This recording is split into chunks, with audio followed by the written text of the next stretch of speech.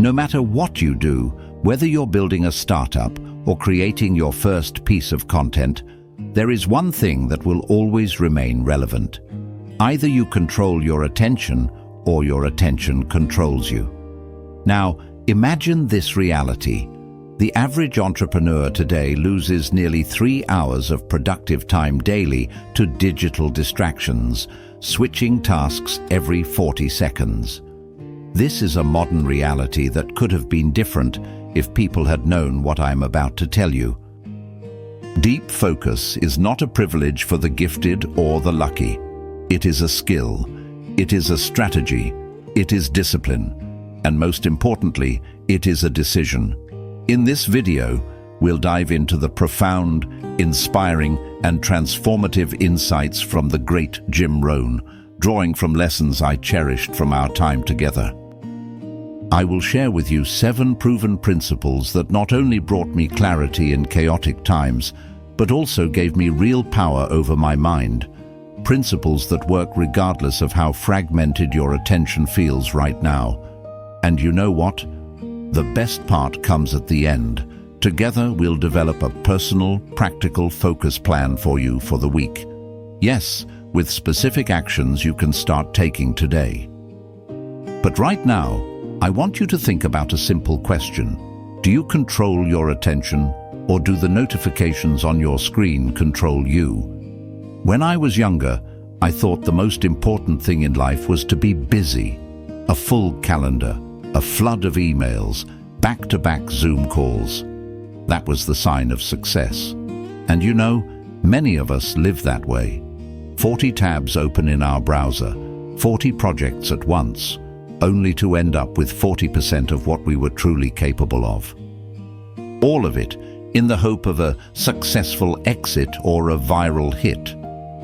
But here's the truth that was revealed to me during a moment of complete burnout when I was 25. It doesn't matter how much talent you have.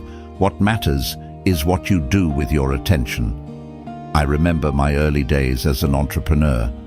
The sound of notifications was constant, a digital siren's call, echoing in the quiet of my home office.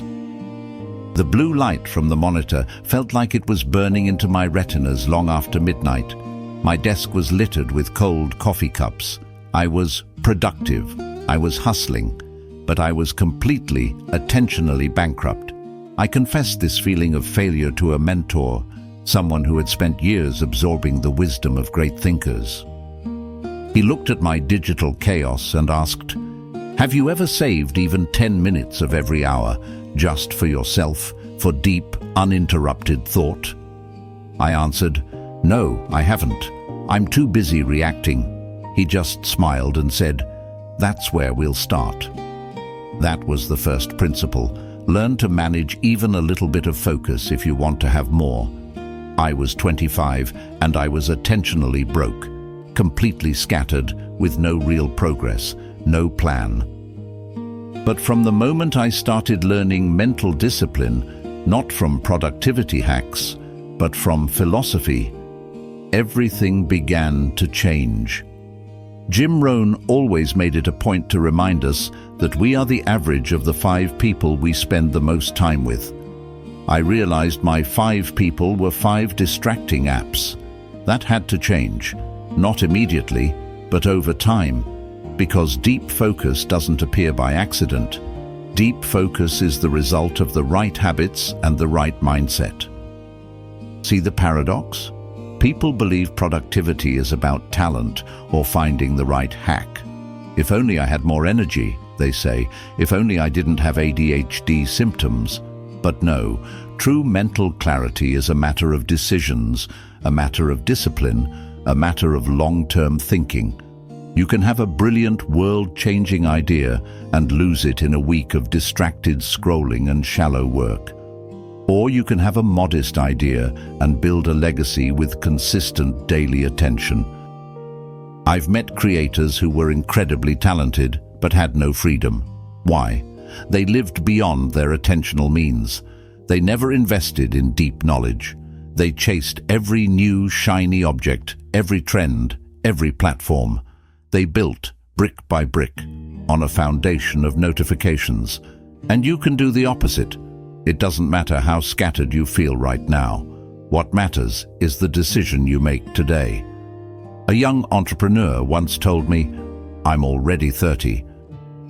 My brain is wired for distraction from social media. It's too late to start." And I answered, "When is the best time to plant a tree? 20 years ago. And the next best time? Today. Because today is a new start.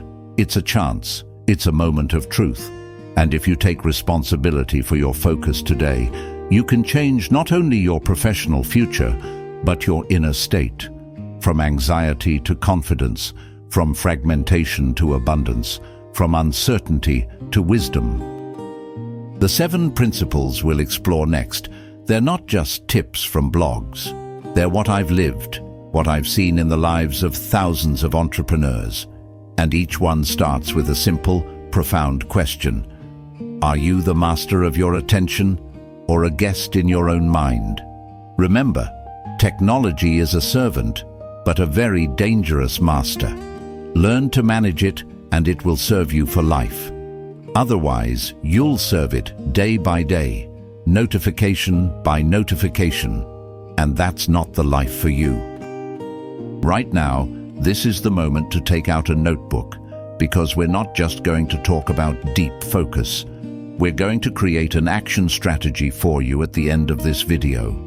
Not theory, a plan. And I want you to be ready. Let's start with the first principle my mentor once explained to me. Learn to live on 70% of your attentional capacity, not 100. And definitely not 110% like most entrepreneurs do. This habit became my starting point. It's simple, yet powerful. At the time, my mind was running on fumes and I thought, I'm barely getting by as it is. How can I possibly hold anything back? But my mentor said, if you can't live on 90% of your attention, you won't be able to live on 1000% either. That was a shock, and it was true. Focus management is a matter of self-discipline, not time management. And when you start keeping 70% for your daily tasks and dividing the rest, 10% for investing in yourself, like actively learning new skills, 10% for focus capital, which is your uninterrupted deep work, and another 10% for presence, giving your full, undivided attention to your family, your health, your community.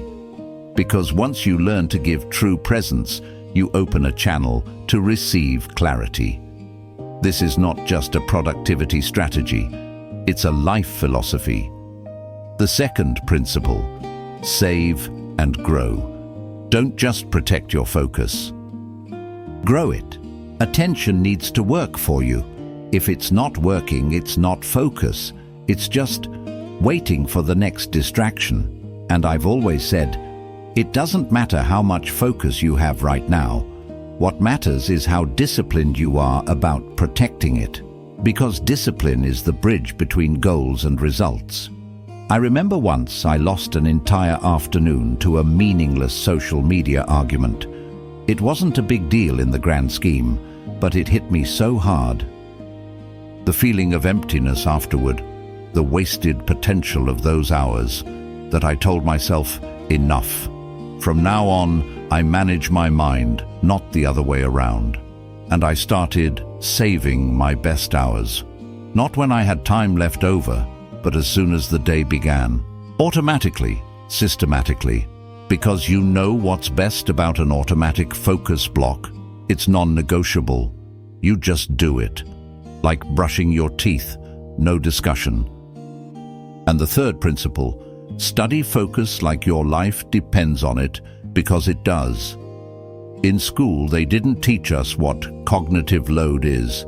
They didn't teach us that multitasking is a myth. They didn't teach us that the greatest enemy of our potential is not lack of time, it's lack of deep attention.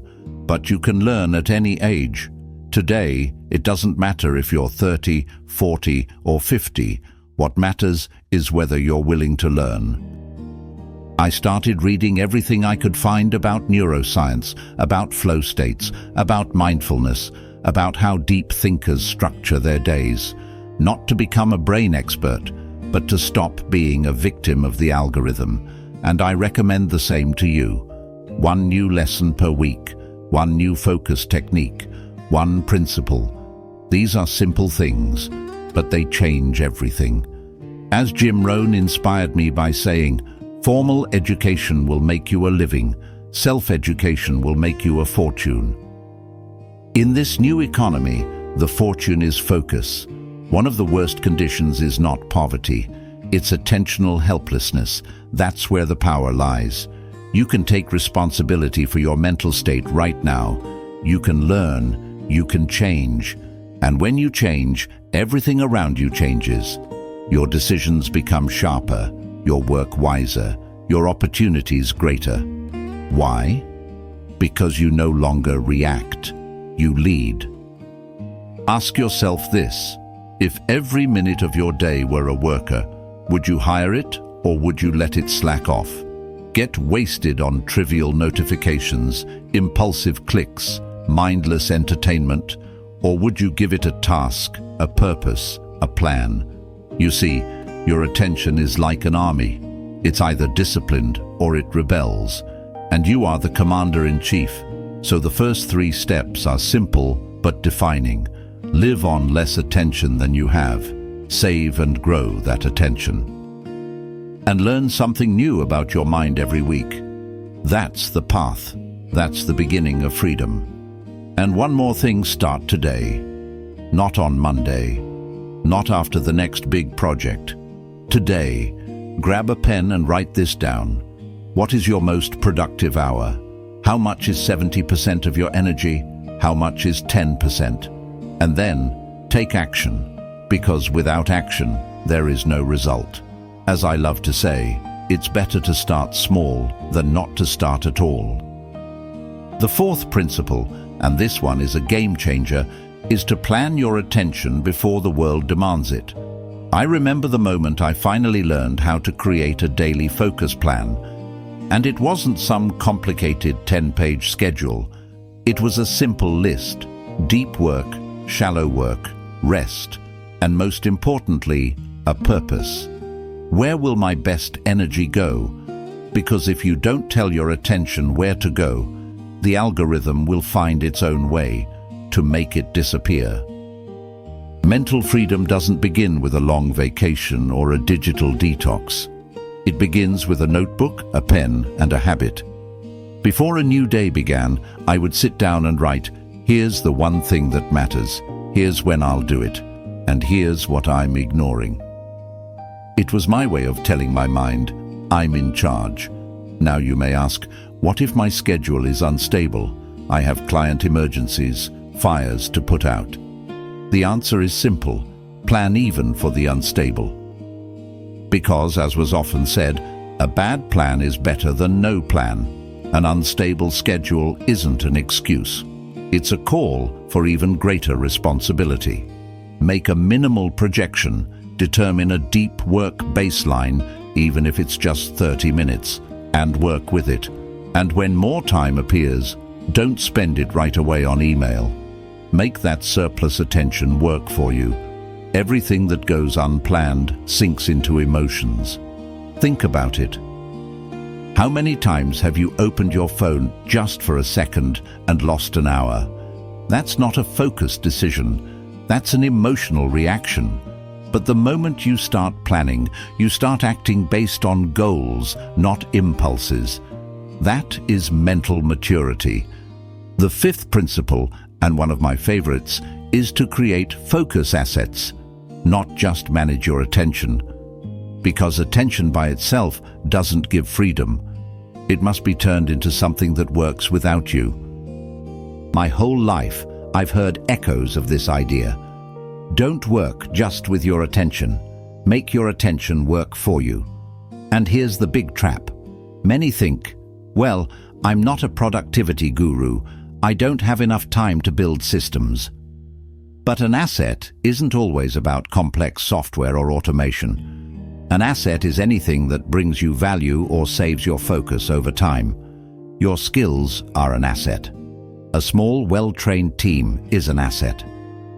Even a well-written email template that saves you 10 minutes every day, that is an asset. I started by using my focus to buy back my time. I invested my attention in learning. That knowledge turned into ideas. Those ideas turned into systems. Systems created leverage.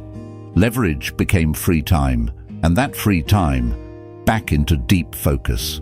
That's the cycle of power. You can start simple. One step, and you're in the game. Think, what task do you do every day that can be systemized?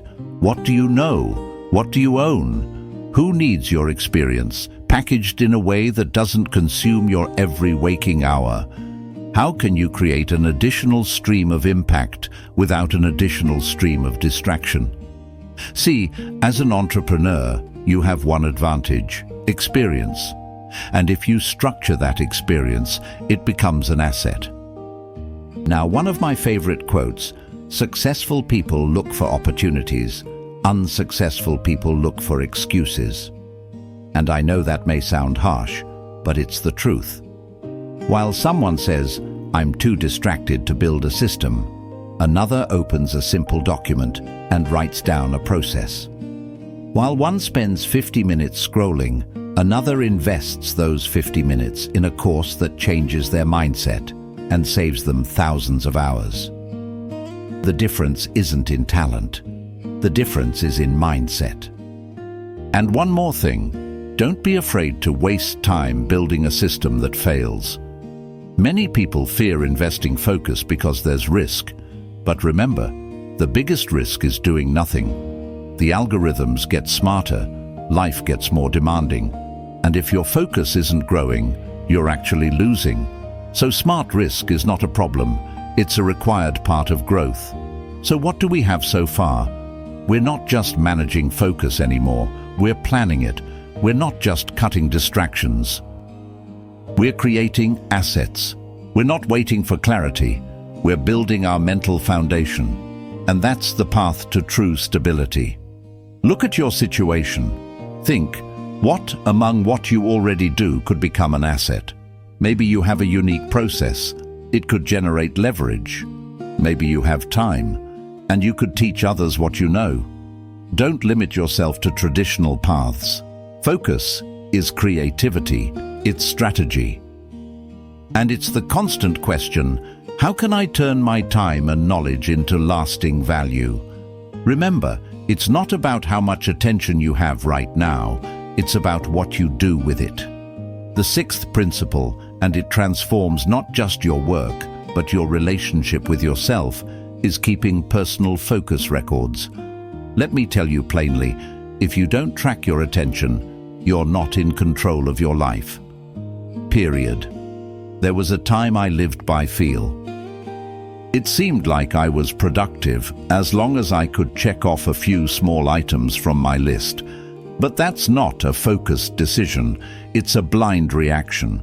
My mentor asked me, "Jim, how much time did you spend on email last month?" I said, "I don't know, but I don't think it was much."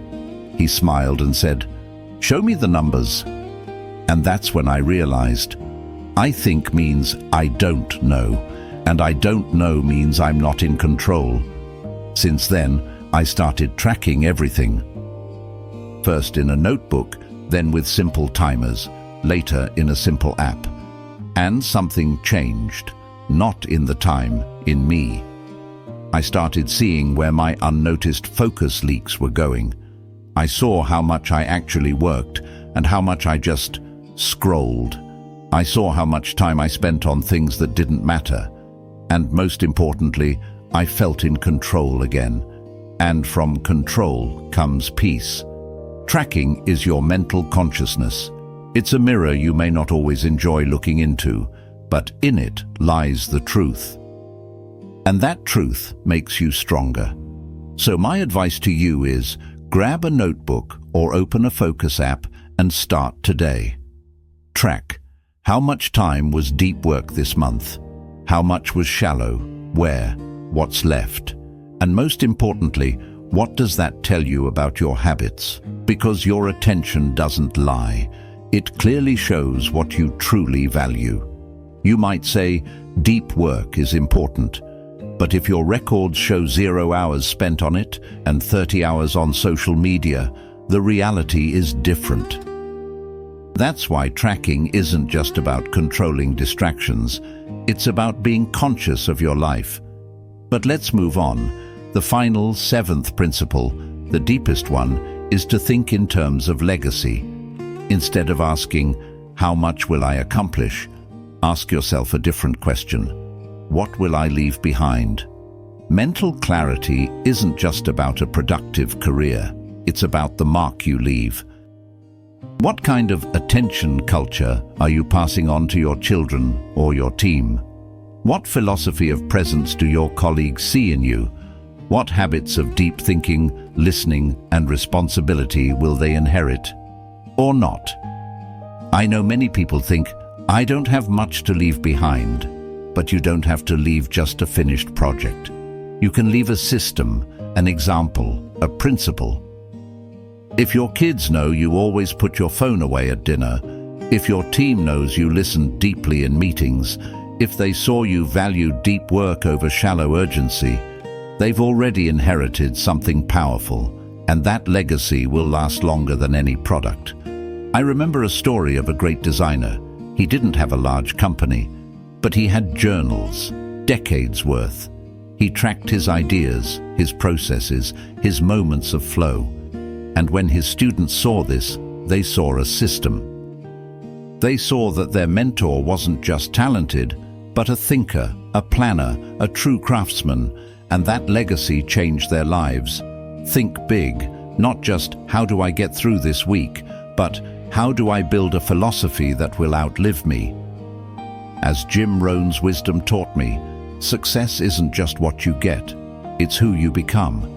And when you become a focused, present person, you become an example. And that's worth more than any amount of productivity. And then, like a bolt splitting the sky, the truth hits you. The focus wasn't for the work. The work was to build the focus. The true wealth isn't just in the projects. It's in the heart, in the discipline, in the wisdom. It's in the ability to say, I didn't just react. I created. I didn't just consume. I built. I didn't just scroll. I left a path for others to follow. And you know the best part? It doesn't take genius. It takes decisions, small, daily, consistent ones. To calculate, to save, to preserve, to give, to teach. That's the formula. So, let's draw the line. We've walked through 7 principles, from attention control to planning, from investing in yourself to building assets, from habits to legacy. And now I want you to take one more step, apply them, because knowledge without action is just intellect, but knowledge with action is power. And now it's time for action. You know what separates those who just listen from those who change their lives? Reflection and decision. Because you can watch hundreds of videos, read dozens of books, and still stay in the same place. Or you can pause, look in the mirror, and honestly ask, where am I right now? And what am I ready to change? I invite you to do exactly that right now. Find a quiet moment, grab a notebook, a sheet of paper, or your phone, and allow yourself an honest conversation with yourself. We'll go through a short assessment, 10 areas of your mental life, each with a simple question. Your task, rate yourself from 1 to 10. Remember, 1 means, I completely fail at this. 10 means, I do this consistently and confidently. This isn't a score from someone else. It's not criticism. It's your focus mirror, and it will help you see where your strength lies and where you need a plan. Write down your ratings, just in a row. 7, 5, 2, 4, 8. Don't try to be perfect. Be honest, because honesty is the first step to change. Here we go. How confidently do you manage your daily distractions? How regularly do you automatically set aside time for deep work without overthinking it? How often do you invest in your focus literacy, learning about your mind? How clearly do you understand where your attention goes each week? How detailed is your focus plan for the month, or even the day? Do you have at least one focus asset that works for you, like a system or a process? Do you have an emergency plan for when you feel completely overwhelmed? How free are you from the debt of notifications and mindless scrolling? How often do you talk openly and calmly about focus and burnout with your team or family? How confident are you that you are passing on a focus culture to the next generation? Now, look at your list. Which area has the lowest score? That's your weak point, but it's also your greatest opportunity, because by changing that, you change the whole system. Like a mechanism, if one gear doesn't work, everything stops. But if you fix it, the whole thing starts to move. So here's your assignment for the week. Focus on that one area and make a simple action plan. For example, if it's tracking attention, write down your distraction triggers each evening. If it's investing in yourself, pick one book on focus and read for 20 minutes daily. If it's saving, set up an automatic do not disturb block for 10% of your workday. If it's talking with family, schedule an open conversation about digital boundaries. Don't wait for the perfect moment. Create it. I recommend you write down 3 actions you'll take daily or several times a week. Small but specific. It can be something as simple as check email only twice today or save 5 minutes for meditation before bed. The secret is consistency, because small disciplines create big changes. After a week, return to the same scale. Check. Has the score changed? How do you feel? What became easier? Where did confidence appear? Because with each such exercise, you become stronger, closer to mental freedom, closer to your true self. And here's what I'll tell you. In the end, in this process, there is no failure. There's only movement or pause. If you're moving, you've already won. And so, we've reached the end of our journey together. 7 principles that lead to mental clarity. 7 directions you can choose and turn into your new reality. Because in the end, success is not an event. It's not a hack. It's not an accident. It's a lifestyle. It's habits. It's a philosophy. And when you begin to think strategically, act with discipline, and live with a sense of responsibility for your own mind, you're not just managing distractions, you're building a life. I've always said, you can't change the past, but you can change the path you walk from here on out.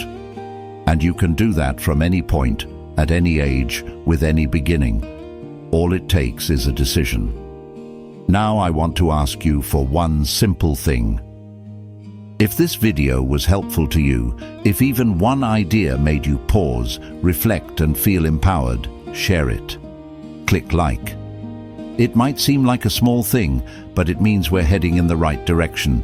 If you haven't subscribed to this channel yet, do it. Not because it's just content, but because here you'll find support, ideas, a mindset system that helps not only to live, but to grow, and more. I want to hear from you. Leave a comment, sharing which of the 7 principles was the most important for you. And what will you start with this week?